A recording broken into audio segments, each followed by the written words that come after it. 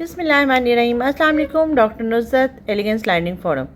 जिस तरह हमारी ज़िंदगी का एक लाइफ साइकिल होता है, हम ज़िंदगी में आते हैं, हमारी बर्थ से लेके सारी स्टेजेस और देन आफ्टर हमारा एक एंड टाइम होता है। बट ऑफकोर्स जैसे मैंने एक दफ़ा एक वीडियो की थी जिसमें मैंने कहा था से ऑलवेज गुड बाय ना good manner. It's like the same with organisation mastering the employee life cycle, building a thriving workforce. एक एम्प्लॉय जब एक कंपनी में आता है, उसका जो लाइफ साइकिल स्टार्ट होता है, it start from attraction to separation, is the foundation of a resilient and successful organisation. एक अच्छी जो कंपनी है, अगर कहा जाता है ना कि एक एम्प्लॉय अच्छे तरीके से गुड बाय ना good manner, it's like the same with the employer as well, कि वो भी कैसा बिहेव अपने एम्प्लॉयज़ के साथ रखती है और तभी वो कामयाब कंसिडर होते हैं। Managing it effectively ensure happier employee, low turnover and consistent business growth. जब भी हम किसी कंपनी की बात कर रहे होते हैं तो डेफिनेटली कोई भी कंपनी चाहती है कि उसका एम्प्लॉय हैप्पी हो, उसका लो टर्नओवर हो, और थर्ड वन जो सबसे मोस्ट इम्पॉर्टेंट आता है कि उसकी बिज़नेस ग्रोथ बहुत अच्छी हो। बट उसकी बिज़नेस ग्रोथ में जो एम्प्लॉय लाइफ साइकिल है वो बहुत मैटर करता है।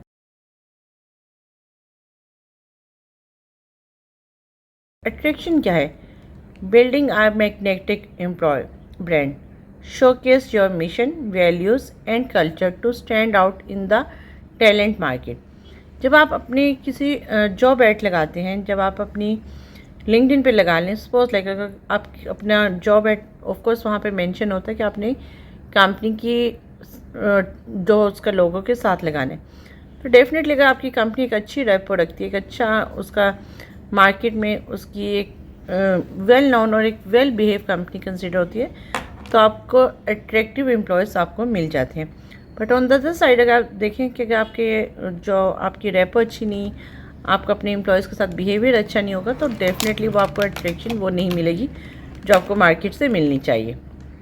देन आफ्टर सेकेंड प्रोसीजर आता है एम्प्लॉय लाइफ साइकिल में, कि एम्प्लॉय अट्रैक्ट हुआ, उसने किसी कंपनी का ऐड देखा, उस ऐड के थ्रू उसने उसके शोकेस को देखा, और उस शोकेस में जो विजन मिशन था और जो कल्चर था बहुत आइडियल दिखाया हुआ है, तो डेफिनेटली उसको उसके रिक्रूटमेंट का प्रोसीजर आ जाता है।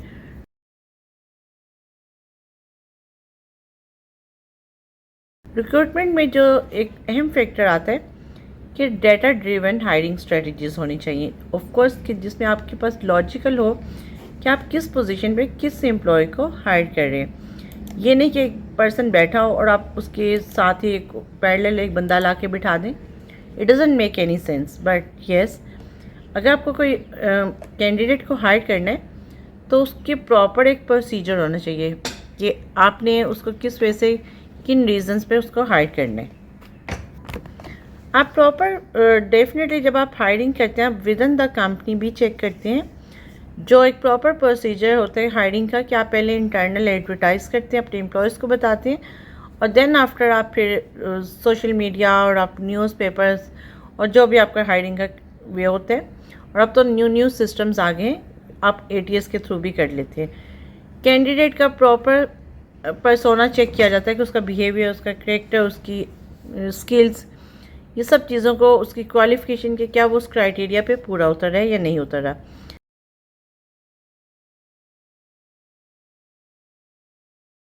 एम्प्लॉय रिटेंशन सबसे मेजर फैक्टर आता है कि एम्प्लॉय को रिटेंशन करना, एम्प्लॉय को रिटेन करना। और एक फर्दर जो फोर्थ वन इसमें स्टेप आएगा, फीडबैक लूप। आप अपने एम्प्लॉयज़ के साथ रेगुलर फीडबैक लें, उनका बिहेवियर, उनका एटीट्यूड चेक करें। यहाँ तक कि जो इंटरव्यू के लिए कैंडिडेट आते हैं उनसे भी आप इनपुट लें कि उन्होंने क्या आपकी कंपनी के मतलब सुना, क्या आपके जो आप जिस कंपनी का में उसको हायरिंग के लिए बुला रहे हैं, जिस कंपनी में आप उसको रिक्रूट करना चाह रहे हैं, तो उसके क्या परसेप्शन है अबाउट द कंपनी। और अब तो डिफरेंट टूल्स भी हो चुके हुए हैं, तो हम उसका भी यूटिलाइज कर सकते हैं। But again come to the point के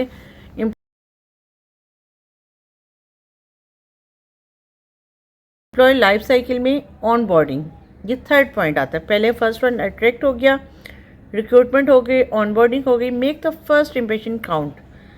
बहुत सारी कंपनीज में जो फर्स्ट इम्प्रेशन है वही लास्ट वन होता है, और ये बात फेक भी है। रीज़न ये आती है कि जब आपका एम्प्लॉय आपसे ऑन बोर्ड आप उसको कर लेते हैं और आपने उसको हायर कर लिया, उसको रिक्रूटमेंट उसकी होगी, उसका प्रोसीजर कंप्लीट हो गया, तो डेफिनेटली अब आपने उसको अपनी कंपनी का एक्चुअल कल्चर दिखाना है जो आपने अट्रैक्शन के टाइम पर उसको बताया था।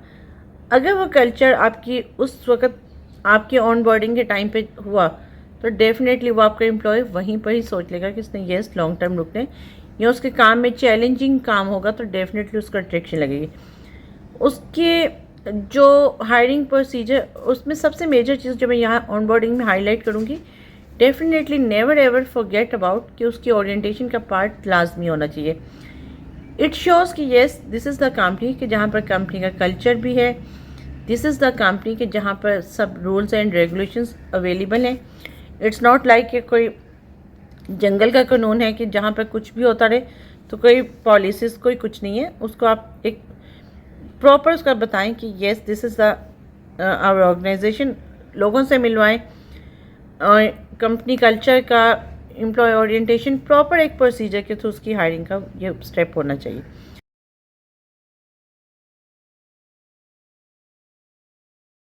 डेवलपमेंट, ऑफ कोर्स एक डेवलपमेंट जो है ये कंटिन्यूस एक ग्रोथ है जिसमें आपकी स्किल्स अपग्रेड होती हैं, जिसमें आपकी मेंटरशिप होती है और जिसमें आपका करियर इन्हांस करता है। ये नहीं कि आप 15 साल से 20 साल से एक पोजीशन पे बैठे हो और then after someone asked about कि okay fine why you are here since last so many years, it's not like kind of thing. ये डेवलपमेंट में हम ट्रेनिंग में बहुत परफेक्ट बात करते हैं कि एक दफ़ा एक मीटिंग में एक सीईओ से कहा गया कि जी हमने अपने एम्प्लॉयज़ को ट्रेन करना है ताकि वो हमारे साथ कल को रहे, तो वो एक अच्छा स्किल एम्प्लॉय बन के रहे। तो ऑन द अदर साइड जब सीईओ ने ये पूछा कि why you want to do this training, और आपको क्या फ़ायदा अगर कल को वो छोड़ के चला जाता है, तो उस पर भी उन्होंने कहा, जो ट्रेनिंग या लर्निंग पर्सन थे उन्होंने बड़ा अच्छा जवाब दिया। उन्होंने कहा कि अगर वो छोड़ के भी जाते हैं तो तब भी ठीक है, क्योंकि जहाँ जब वो जाएंगे तभी हमारी मार्केट वैल्यू, हमारी मार्केट वर्थ इंक्रीज़ होगी, और अगर हमारे साथ स्टे करते हैं तो डेफिनेटली तब भी हमें बेनिफिट है। रिटेंशन, ये मोस्ट क्रिटिकल पार्ट आता है। Keep your talent engage with recognition programme, competitive benefit and a positive workplace culture. पीछे मैंने किसी से पूछा जो साइबर सिक्योरिटी के हेड रह चुके, बहुत वेल नोन इंडस्ट्री के, वेल नोन यानी कि उनकी वर्थ है और ख़ुद भी वो बहुत अच्छे वेल नोन पर्सनैलिटी। तो जब उनसे बात हो रही थी तो उन्होंने कहा कि आज के दौर में वी आर द लकी अगर किसी कंपनी में 15-20 साल के पुराने एम्प्लॉयज़ हैं। रीज़न बिहाइंड कि दे ऑल आर एसेट, और उनके एक्सपीरियंस से हमें फ़ायदा उठाना चाहिए, और डेफिनेटली उनकी मार्केट वर्थ बहुत ज़्यादा होती है, और ये चीज़ें हमें नोटिस करनी चाहिए, ये चीज़ें हमें वर्थफुल समझनी चाहिए, इनको हमें वैल्यू करना चाहिए, ना कि हम इनको ये समझें कि okay fine would take it like as for granted. ऐसा नहीं है, बल्कि they are blessing for us, they are asset for us.